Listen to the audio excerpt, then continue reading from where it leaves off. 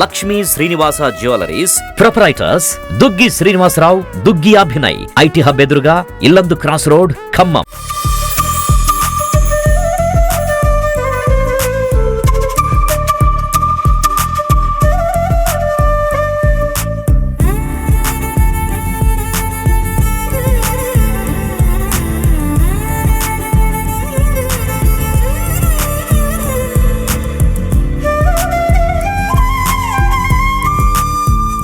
ప్రధానంగా మనకి సంక్రాంతి పండగ అంటే ముందుగా గుర్తుకొచ్చేది రంగురంగుల ముగ్గులు, పిండి వంటలు, హరిదాసు కీర్తనలు, ఇంకా ముఖ్యంగా కోడి పందాలు. ఏదైతే ఈ కోడి పందాలు అనేవి ఉన్నాయో ఈ పండగకి ప్రధాన ఆకర్షణగా ఉంటాయి. అయితే ఆంధ్ర సరిహద్దు ప్రాంతం అంటే తిరువూరు, అశ్వరావుపేట ఇటు తదితర ప్రాంతాల్లో, ఇక్కడ తెలంగాణ సరిహద్దు ప్రాంతాల్లో కూడా పెద్ద ఎత్తున ఇక్కడ సంక్రాంతి సంబరాలు అయితే జరుగుతూ ఉన్నాయి. ప్రధానంగా ఇప్పుడు మనం చూడొచ్చు తిరువూరు పట్టణంలో, తిరువూరు పట్టణానికి దగ్గరగా ఇక్కడ మన అయితే సంక్రాంతి పండుగ సంబరాలు అయితే పెద్ద ఎత్తున జరుగుతూ ఉన్నాయి. ఇదే నేపథ్యంలో ఏదైతే ఇక్కడ చాలా సుదూర ప్రాంతాల నుంచి ఎక్కడెక్కడి నుంచో ఈ పండగకి ప్రధానంగా ఇళ్లకు వస్తుంటారు.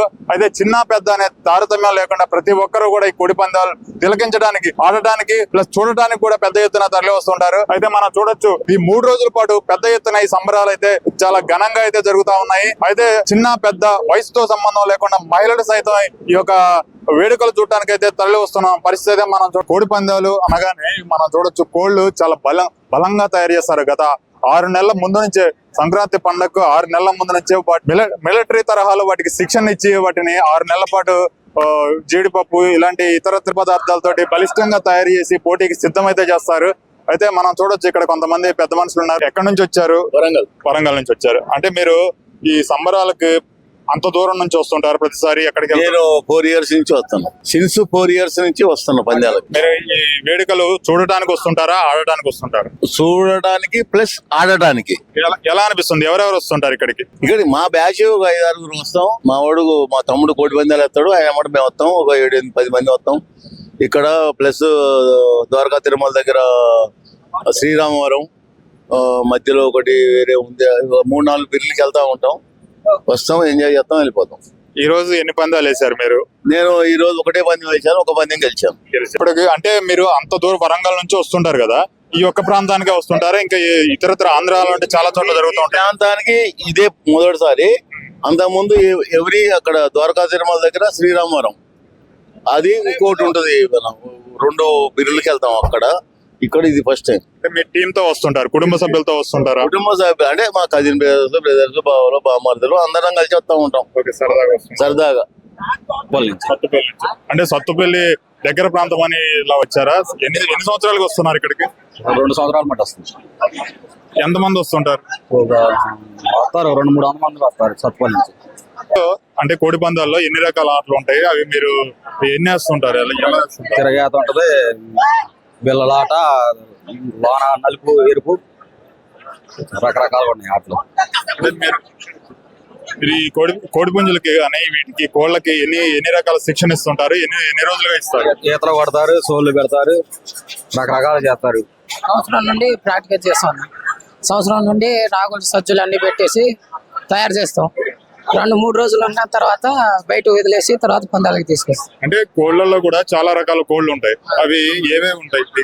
డ్యాగ, రసంగి, కెక్కెర, సీతువ, నెవలి, కాగి డ్యాగ అన్ని ఉంటాయి. ఎన్ని సంవత్సరాలుగా వస్తున్నారు మీరు? మేము 2-3 సంవత్సరాల నుండి వస్తున్నాం. అంటే ఇక్కడ ఎన్ని ఆటలు గెలుస్తారు మీరు? ఎన్ని ఆటలు అంటే కోడి కొట్టే విధానంలో ఉంటుంది. మనం చేసేది కత్తి కట్టి వదిలేటప్పుడు ఏది కొడుతుందో ఏది చచ్చిపోతుందో తెలియదు. అది కత్తి కట్టే టైం వాళ్ళకి తెలిసింది. మీరు ఎక్కడి నుంచి వచ్చారండి? అంటే ఎన్ని సంవత్సరాలుగా మీరు ఈ పందాల్లో పాల్గొంటున్నారు? First time. బాగుంది, మంచిగా ఉంది. ఈ పందాలు చూడటానికి కోసమే ఎంత దూరం వచ్చారు? చూడటానికి వచ్చు. మీరండి? చన్నోడ మండలం, భద్రాద్రి కొత్తగూడెం జిల్లా చన్నోడ. అంటే మీరు ఎన్ని సంవత్సరాలుగా ఈ వేడుకలు హాజరవుతా ఉంటారు? రాబట్టి ఇప్పుడు 3వ సంవత్సరం.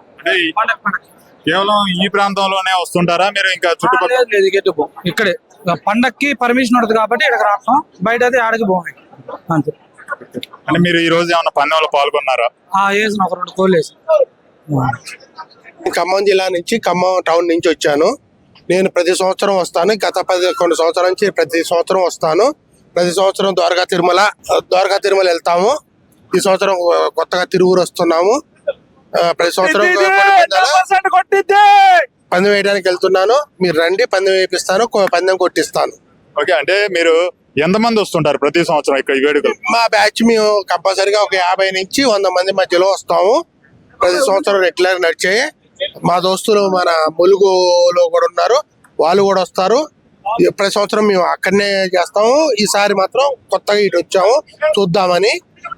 అంటే ఎన్ని పందాలు కొడతారు మీరు? అవకాశం ఉందా? ఎన్ని పందాలు కొడతారు? ప్రతి సంవత్సరం ఒక 10 నుంచి 20 పందాలు కొడతాము. సార్ చెప్పండి, మీరు ఎక్కడి నుంచి వచ్చారు? ఖమ్మం నుంచి వచ్చామండి. సంక్రాంతి అంటేనే ఖమ్మం జిల్లా ప్రజలకి బోర్డర్ లో ఉన్న తిరువురు కావచ్చు, మధ్య ప్రాంతాలు కావచ్చు, ఎక్కడైనా కానీ ఇక్కడ ఎంతమంది ఎంజాయ్ చేస్తారో తెలంగాణ ప్రాంతంలో అటువంటి పరిస్థితి లేదు కాబట్టి ఈ 3 రోజులు ఎంజాయ్ చేయడానికి ఇక్కడికి వస్తాం.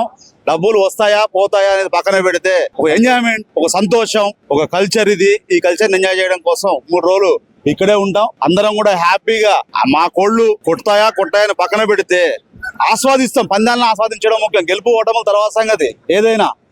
మనం వేసినాం, మన కోడి గెలిస్తే దాని యొక్క ఆత్మసంతృప్తి వేరే ఉంటది. ఈ పందాలకి మేము గత 20 సంవత్సరాల నుంచి వస్తూనే ఉన్నాం, ఇంకా వస్తూనే ఉంటాం.